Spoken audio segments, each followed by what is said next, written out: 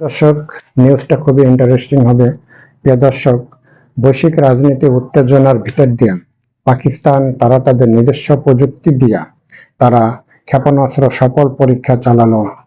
পাকিস্তান এই যে পাকিস্তানের ক্ষেপণাস্ত্র সফল পরীক্ষা নিজেদের সামরিক সক্ষমতা প্রতিরক্ষা ব্যবস্থাকে আরো উন্নত শক্তিশালী করতে দেশীয় প্রযুক্তিতে তৈরি আধুনিক টু ক্ষেপণাস্ত্র ব্যবস্থার সফল পরীক্ষা উৎক্ষেপণ সম্পন্ন করেছে পাকিস্তান।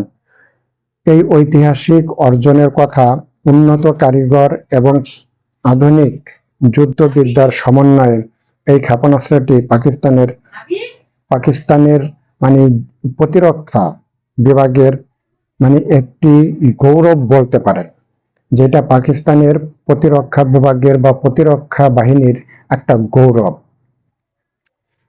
এই যে তাদের ক্ষেপণাস্ত্র যে উৎক্ষেপণ মূল উদ্দেশ্য ছিল সেনাদের পেশাদার প্রশিক্ষণ উন্নত, যে পাকিস্তানের গত কয়েক বছর ধরে ক্ষেপণাস্ত্র ব্যবহারের আধুনিকায়ন।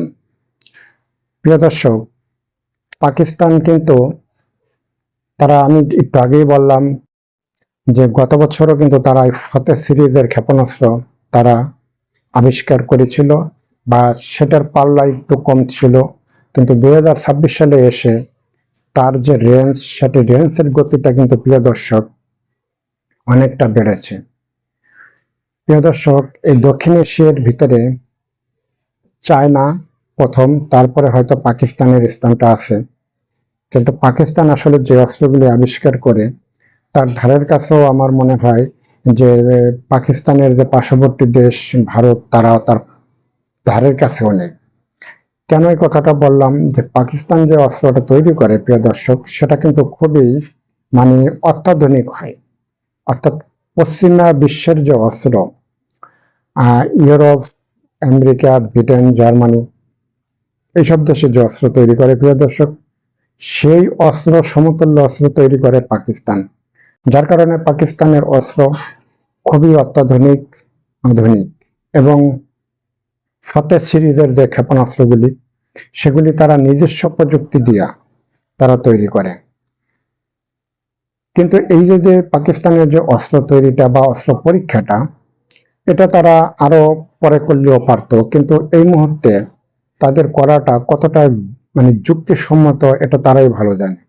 প্রিয় দর্শক, বৈশ্বিক রাজনীতি উত্তেজনা এবং মিডল ইস্টের যে যুদ্ধ, বিশেষ করে ইরান আমেরিকার যুদ্ধ, সেটা কিন্তু এখন পুরোপুরি বন্ধ হয়েছে সেটা আমরা বলতে পারি, কিন্তু পুরোপুরি সেটা এখন বন্ধ হয় নাই। তবে আবার বড় ধরনের যে কোনো গ্যাঞ্জাম লাগবে তাও না। তবে আমি কথাটা এই জন্য বলতেছি যে পাকিস্তান, ইরান ও আমেরিকাকে, দুইটা দেশকে এক কানে করে তারা কিন্তু একটা সমঝোতায় তারা করতে চেয়েছিল, কিন্তু সেই সমঝোতার ভিতর দিয়েই তারা আবার একটা ক্ষেপণাস্ত্র পরীক্ষা চালাই বসলো। তো প্রিয় দর্শক, তারা তাদের ক্ষেপণাস্ত্র পরীক্ষা চালাইছে, এটা তাদের নিজস্ব বিষয়। তবে এই ক্ষেপণাস্ত্র পরীক্ষা চালানোর বিষয়টা, এটা মিডল ইস্টে কোনো প্রভাব পড়বে না, এবং এটা যে ইউরোপে তারাও আসলে এই মুহূর্তে পাকিস্তানকে নিয়ে কোনো কথা বলবে না। আমার মনে হয় যে পাকিস্তানের যে ক্ষেপণাস্ত্রটা তারা যে নিজস্ব প্রযুক্তি দিয়ে তৈরি করেছে, এটা একটা ভালো ইতিবাচক একটা দিক তাদের জন্য। প্রিয় দর্শক, এটা তাদের জন্য খুবই একটা ভালো ইতিবাচক দিক। প্রিয় দর্শক, যখনই পাকিস্তান নিত্য নতুন কোনো অস্ত্র পরীক্ষা চালায়, ঠিক তার কয়েকদিন পরে দেখবেন যে পার্শ্ববর্তী দেশ ভারত, তারাও আবার একটি পরীক্ষা চালায় বসছে।